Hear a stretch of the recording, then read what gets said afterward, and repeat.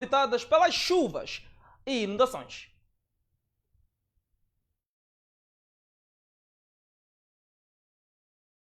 O Conselho de Ministros foi informado da situação da época chuvosa e ciclônica 2025-2026 e as medidas de mitigação e resposta aos impactos das cheias, inundações e cólera.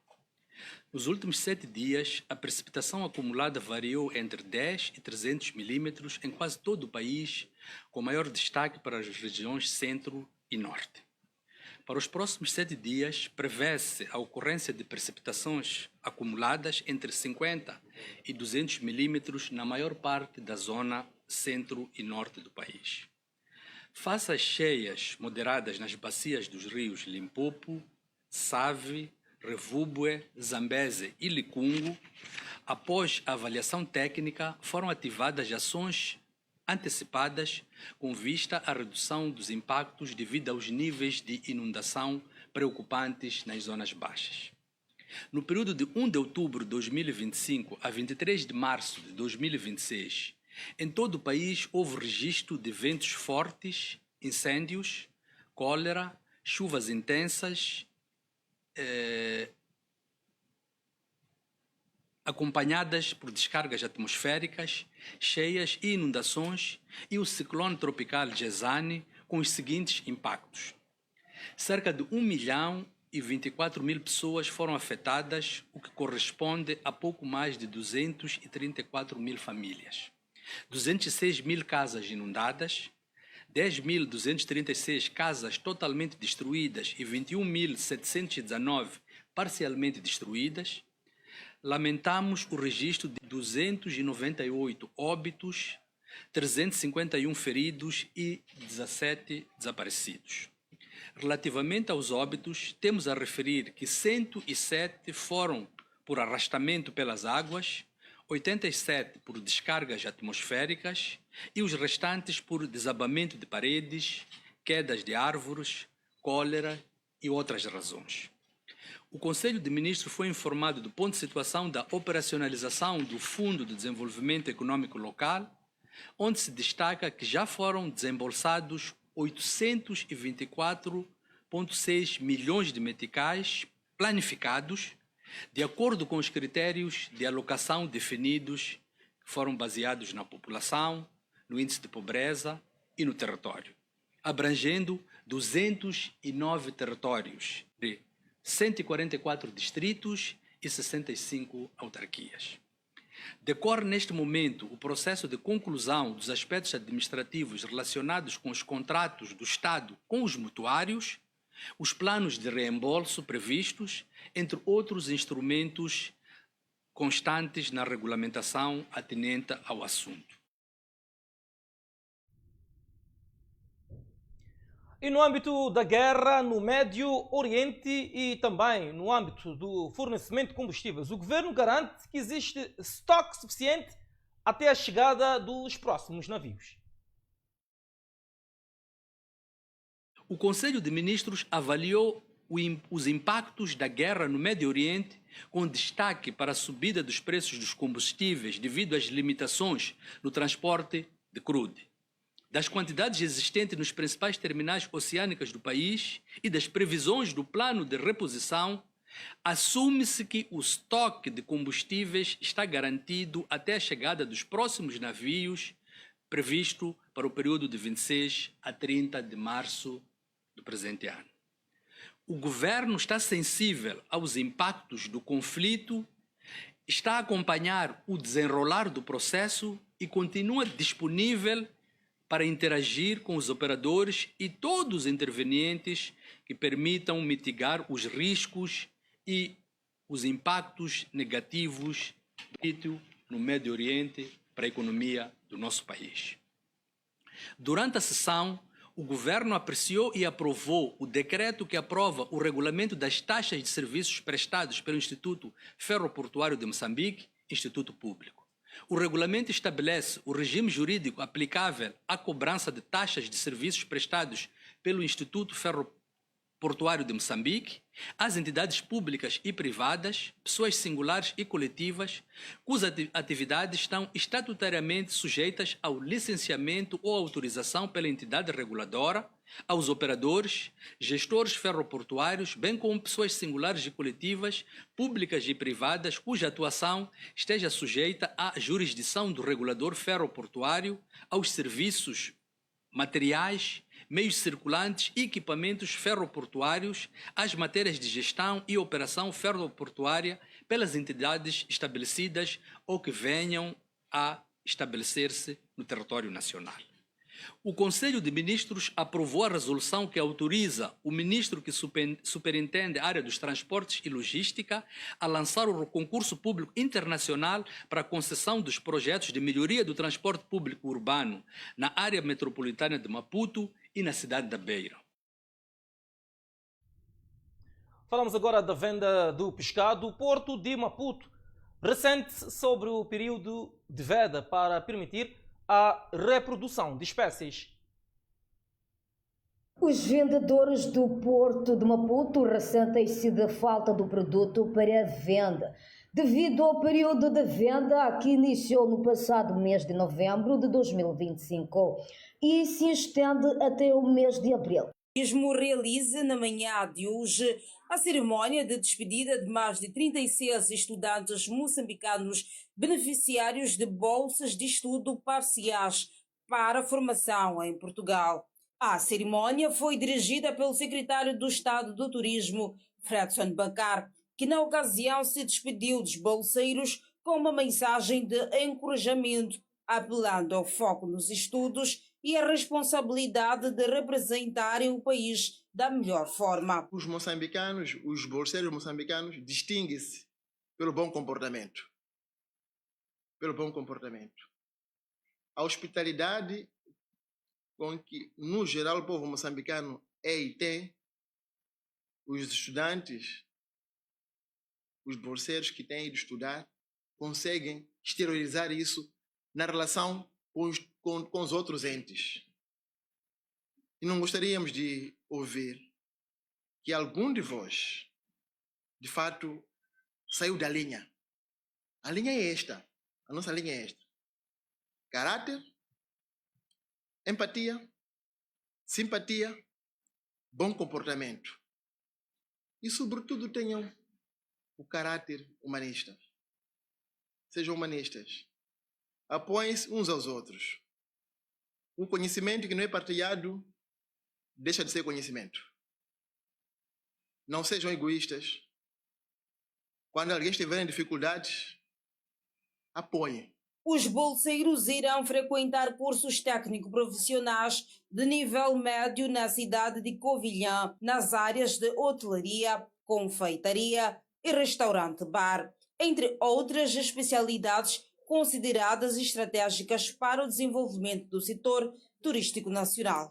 As sinergias que possibilitaram ao governo a atribuição destas bolsas de estudo para a frequência dos cursos médios técnicos profissionais nas áreas de confeitaria, restaurante-bar, organização de eventos, técnicos de termalismos orientados para os pais. Caros jovens, vocês sendo os primeiros a irem formar-se em termalismo orientado para os pais, gostaríamos que quando cá viessem, pudessem trabalhar com o nosso setor privado, assessorando a eles, dando assistência para que possamos efetivamente fazer a devida exploração do potencial que o país tem do turismo termal. Na mesma ocasião, os encarregados de educação manifestaram satisfação pela oportunidade concedida aos seus educandos, destacando a importância da formação para o futuro dos jovens. Esperamos que eles tenham muito sucesso naquilo que é a formação. Desde já temos a agradecer ao Estado moçambicano por esta oportunidade. Aos meninos, temos simplesmente a aconselhar que se dediquem bastante aos estudos, que tenham, como disse Sua Excelência, Secretário de Estado, que tenham uma forma ordeira de estar no país acolhedor, que representem Moçambique da melhor forma. Por sua vez, os estudantes garantiram que irão empenhar-se ao máximo durante o período de formação com o compromisso de regressar ao país e aplicar os conhecimentos adquiridos em benefício do desenvolvimento do turismo em Moçambique. Essa oportunidade é uma oportunidade muito boa, pois vamos alcançar nossos objetivos e conhecer coisas novas, culturas novas, cidades novas.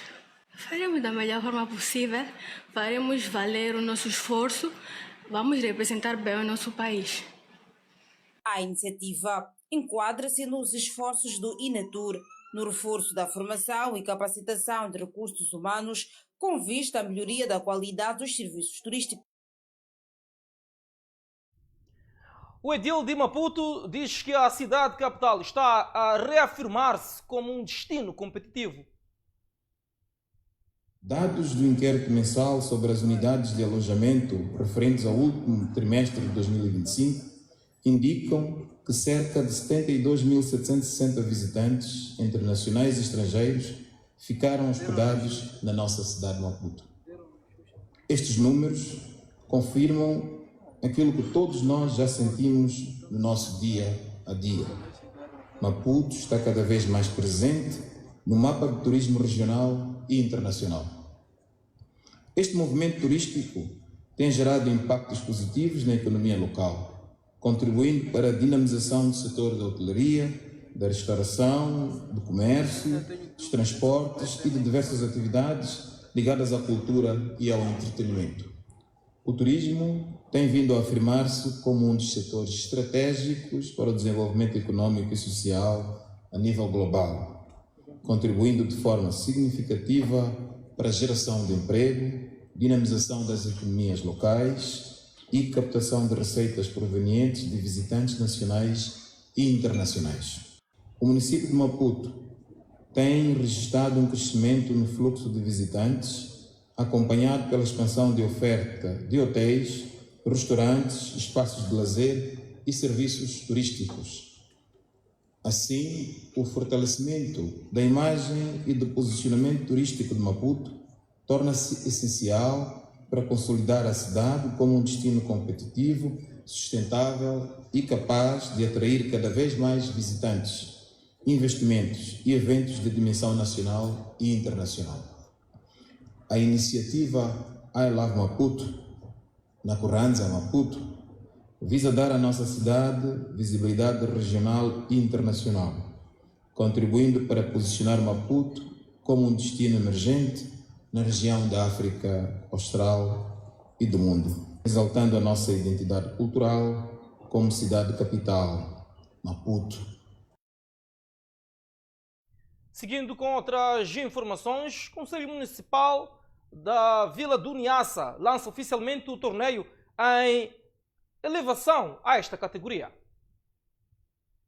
O Conselho Municipal da Vila de Nsaca lançou oficialmente neste domingo o torneio 25 de abril de 2026 no povoado de Nampiwa, uma competição que reúne 24 equipas masculinas e 8 femininas. Para este ano, o prêmio é de 60 mil, o valor que será distribuído entre os 3 primeiros classificados. Uma competição desportiva inserida no quadro das festividades que se assinalam a data em que Nsaca foi elevada à categoria de vila. A cerimônia de lançamento contou com a presença de diversas individualidades locais, membros do governo, líderes comunitários, jovens e amantes do desporto que testemunharam o arranque de uma iniciativa que visa promover a união, convívio social e o talento do desporto da vila. Na sua intervenção, o presidente do Conselho Municipal da Vila de Nsaca, Damião Francisco Lissimba, destacou a importância da data para a história da vila.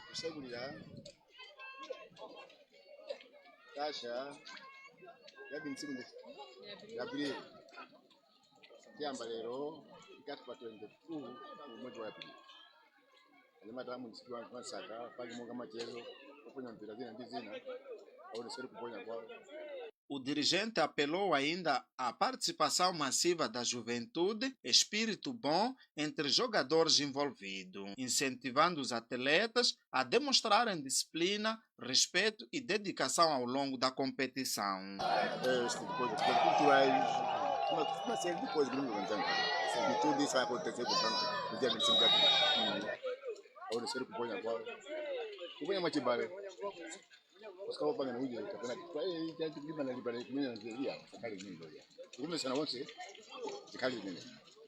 Então, eu fui na cultura onde você não para mim, a você nem agora não, mas não abre não, quando vem a mim. O torneio 25 de abril insere-se num conjunto de atividades culturais, sociais e recreativas programadas pelo Conselho Municipal, visando celebrar de forma abrangente o programa alcançado por Nsaka desde a sua elevação à categoria da Vila de Nsaka em Micanhelas, no Niassa.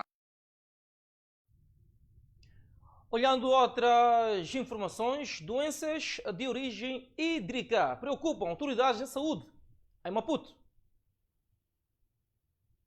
As doenças de origem hídrica continuam a preocupar as autoridades sanitárias na cidade de Maputo, sobretudo neste período caracterizado por chuvas intensas. De facto, estamos num período de época chuvosa que conta desde os meses de outubro de cada ano, de outubro a março, não é? É o período da época chuvosa.